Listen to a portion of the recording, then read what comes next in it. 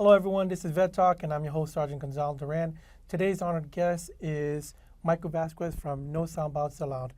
Michael, thank you for being here today. Oh, I'm happy to be here, and thank you for inviting me. It's always great to have conversations with my fellow Marines. Yes, there we go. Michael, you're a veteran. Please tell us a little bit about your background. Well, there's a lot to it. I'm a little bit older than what some people might think. I'm actually 56 now. I wouldn't have guessed that. It's when I keep the hair low so you don't see all the gray. But so I'm old school in the Marine Corps. And my dad was a Marine before me, served in Vietnam, came out with 100% disability. He suffered from Agent Orange and PTSD. Something that's very common with a lot of people back in that time. And even now, with a lot of our guys coming back home from overseas. So I have a soft spot in my heart for that. I understand what it is to grow up with that in the family. I'm a kid from the Bronx, grew up, middle class poor, actually just poor, and went to Evander Childs High School in the Bronx. People may not be familiar with it. It doesn't exist anymore. Crazy. But went there, went to school at Rutgers University and joined the Marines. And it was great, working with communications, 29 Palms, the stumps sucks. And I'm sure everybody who's been at the stumps knows it sucks. And from there, after I got out, I actually went over to Moscow. I've lived in Moscow, Tbilisi, Riga. I do speak немного по-русски сейчас, очень плохой. And anyone who knows Russian knows, yeah, I speak bad. Although I have a Moscow accent, believe it or not, and I learned that all by ear. Came back to the U.S., I'm condensing like a couple decades here. Came back to the U.S., went over to California, tried to open up a movie studio, got one wire transfer away from being able to own Valencia Studios. Wow. Yeah. Wow. Did a bit. Went through the Northridge earthquake, broke my leg in a couple of places, got a rod and pins in there now. Came back to New York with family, became a stockbroker, did that for about, 9 years, I think it was. Never had a lawsuit, never had a complaint, which was fantastic. Not a lot of brokers could say that. That brings me to about 2000. Saw the market crash. We had the Twin Towers. I was working in the Chrysler building that day, and I was terrified. Lost a few people in the Twin Towers, traders that I knew.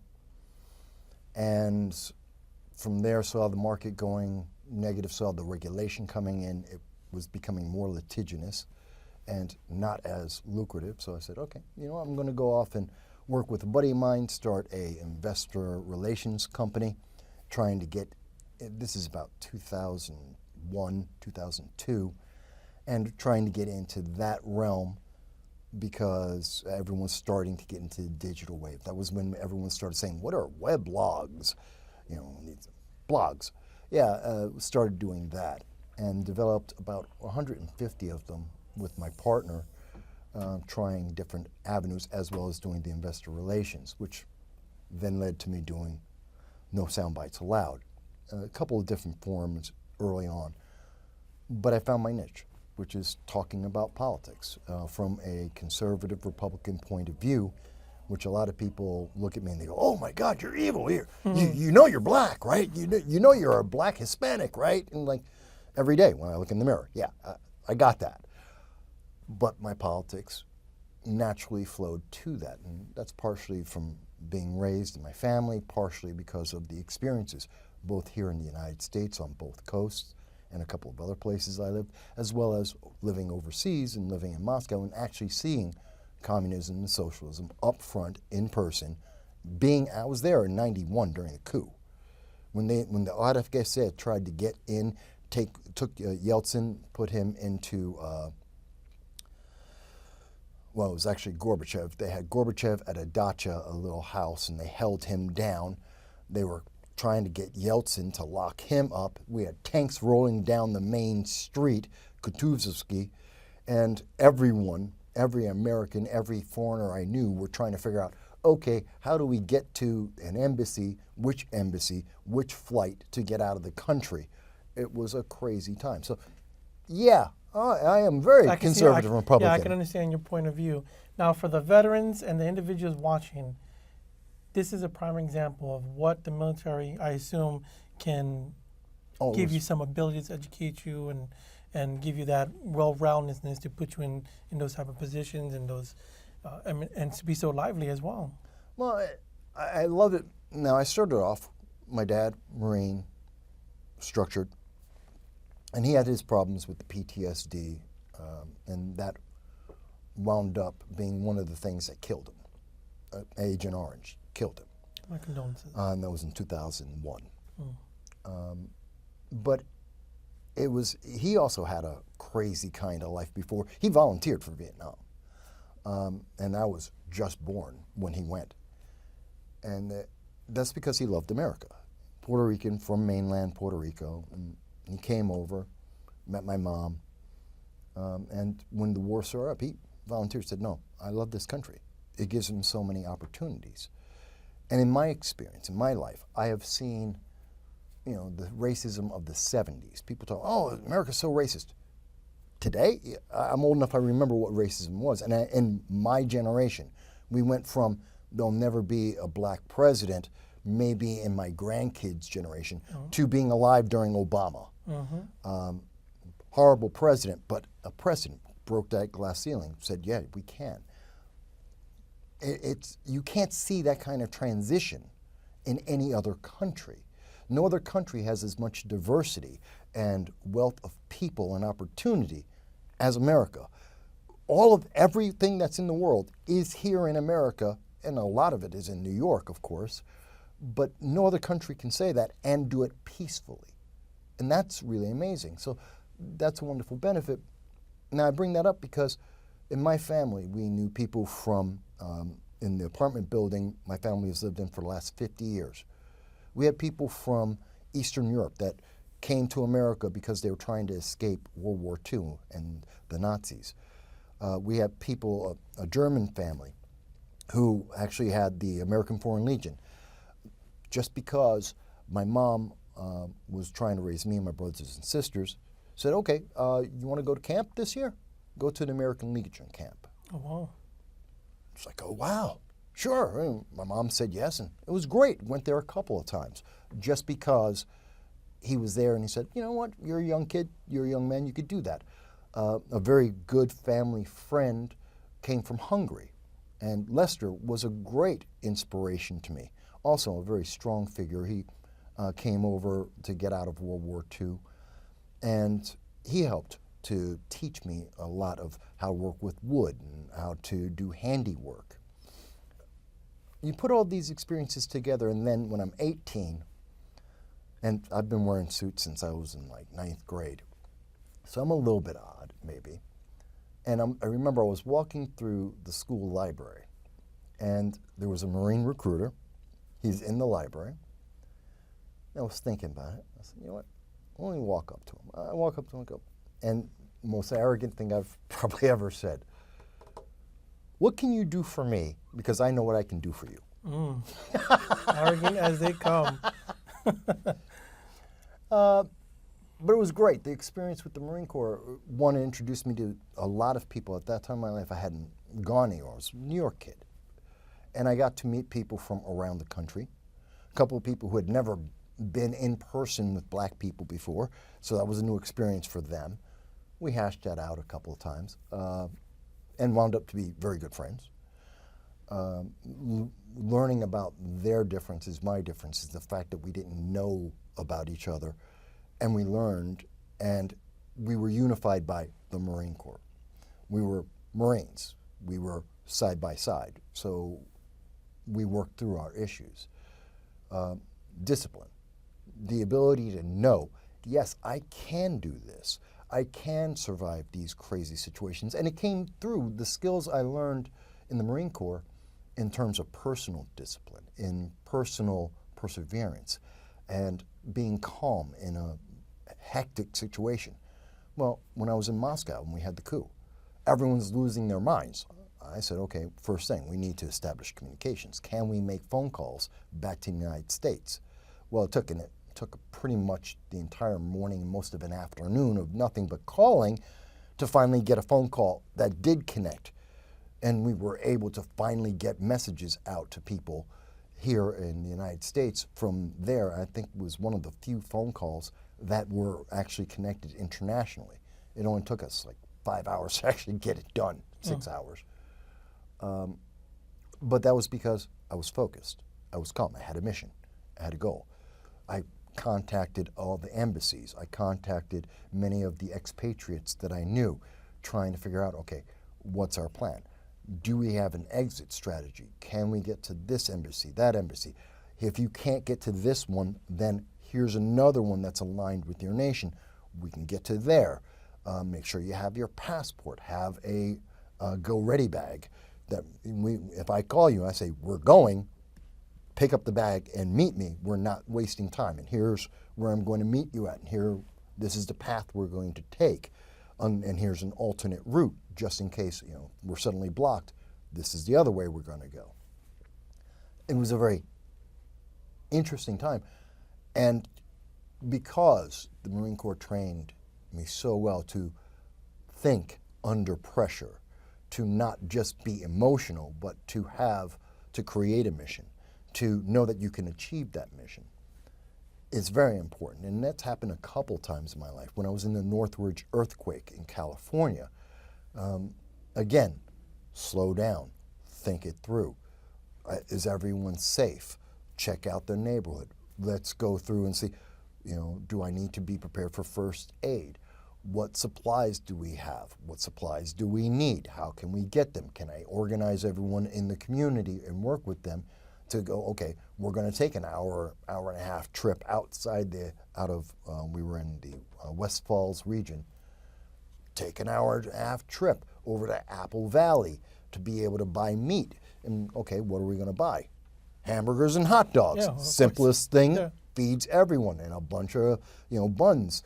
So we can feed everyone, including the kids. Bring it back. Everyone pulls out their grills. We're grilling divide the meat to everyone, and everyone's grilling, and anyone wants to eat in the neighborhood, they can walk up to any grill and they eat the food. This way, everyone's taken care of.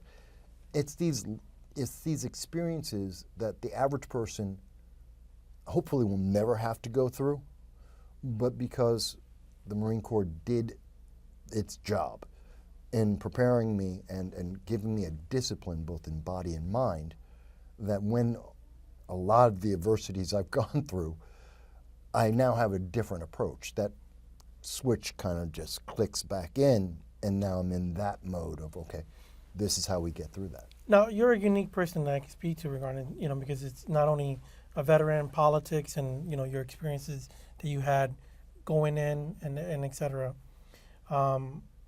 Would you push towards the youth to go into the military, knowing that the current political climate that we have? I tend to approach when people say, well, what do you think of the military? Should I go or should I not? I've had a couple of kids, younger people who've said that to me. And I answer them kind of like how I answer people who say, well, I want to know about politics. Okay, do you want my opinion or do you want me to give you the facts? There's two different aspects. They're not the same thing. My opinion's obviously going to color those facts, how I felt about it, what I thought, what I took out of it.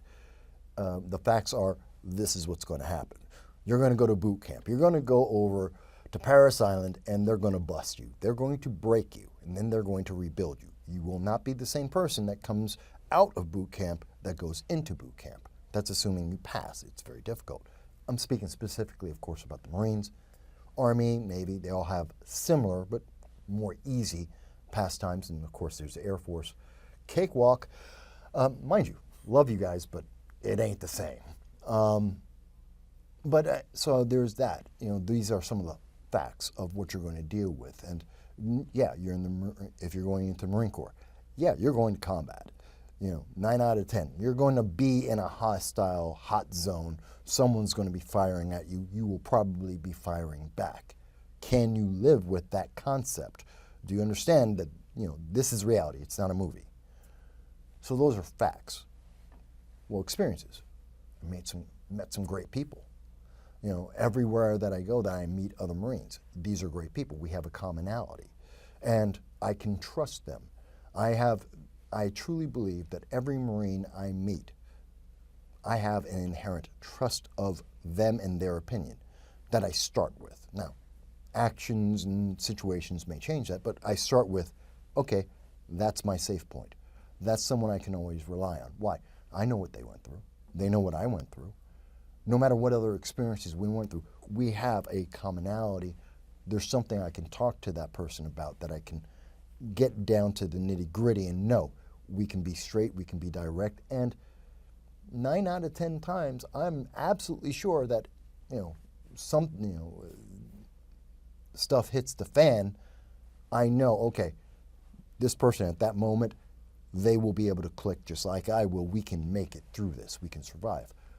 That's a great experience to have throughout the rest of your life. It's a comfort. Even though it's subconscious, is in the back of your mind, that's a comfort that you have in all the different adversity you might go through. And I hope no one ever does, but you might. And so that's the answer I give them. It's okay, and now you want to get into more details, like what happened at this base or what happened at that base, or my guys who went overseas. Everybody's different. He's going to have a different experience and stuff like that. Right, and then we can get into that, but that's the thing I start with and say, okay, if these things make sense to you, then yeah, you volunteer.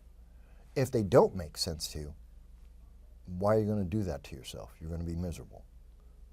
Well, I mean, you shared your experience of joining. For me, I wish I had something more patriotic, but, I was finishing wrestling practice, and I was just walking by and saw a recruiter, and I was like, how you doing?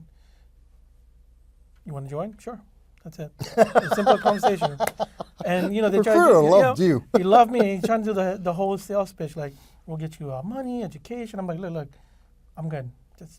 I'm good. I was on the wrestling team, above average, intelligence and all this stuff. And, Did they get you for machine gunner or tanks? I wish.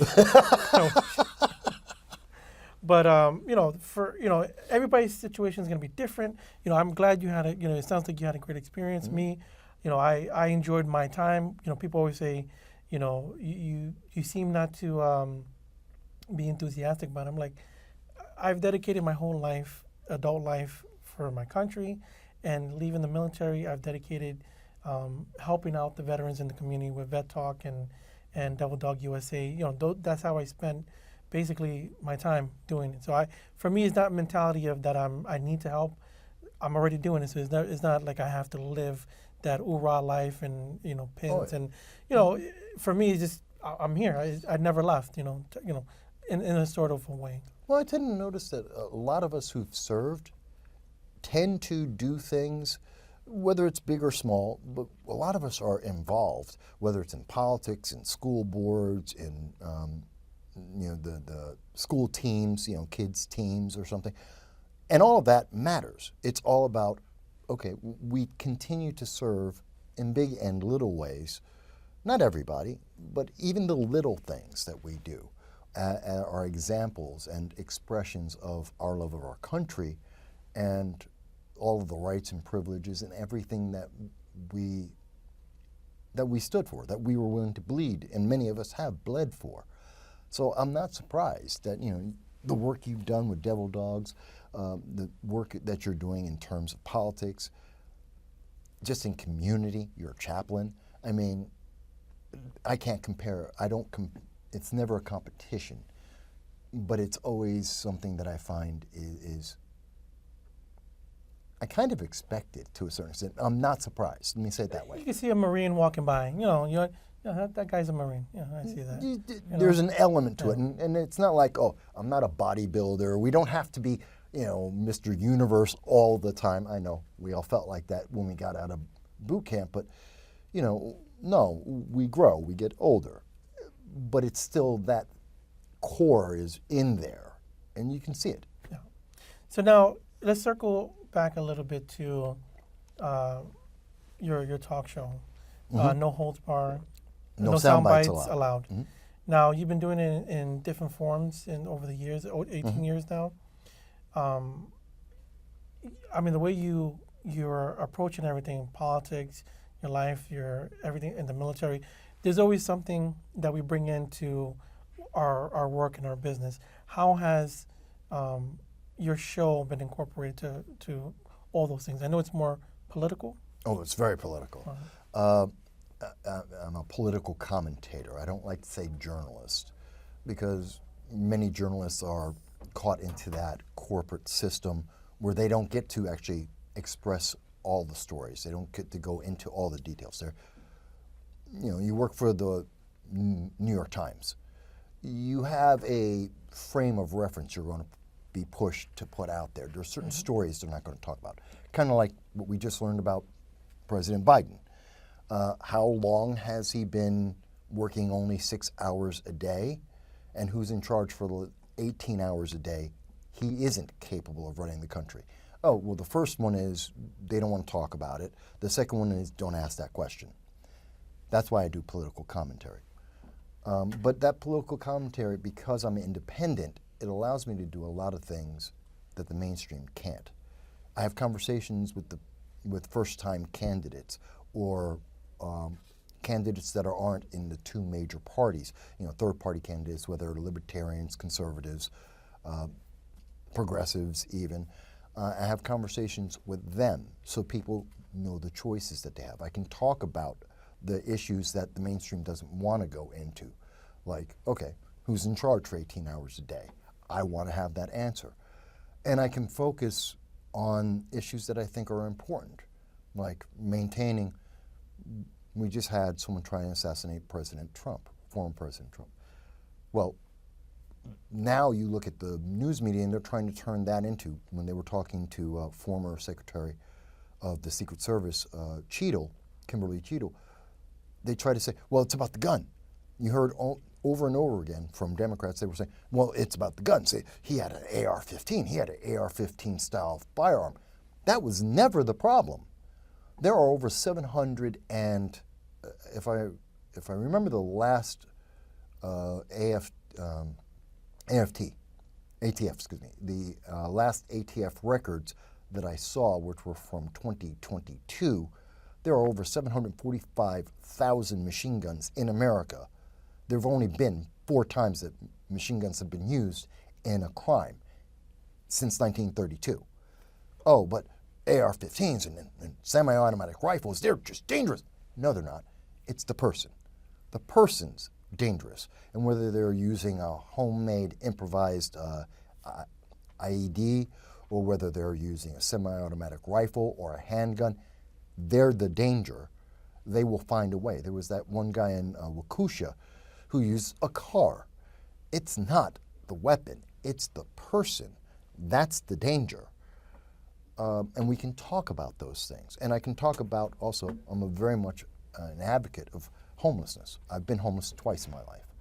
And I'm a strong advocate for people who have been homeless, and especially vets who have been homeless, to try and find ways to help them whenever I can. So that's all the things that are inside of what I'm trying to do as an independent and political commentator. It sounds like it's, well, I guess it is kind of a lot. Well, I mean, and it is a lot, and the direction that you've taken everything is different than the mainstream. We'll get that out there, but at the same time, you're giving people the voice that others won't give. I've been on your show, and somebody like me who's more of a moderate, even though I have different positions in politics. Everybody's always surprised. Well, we assumed you'd be this way or that way.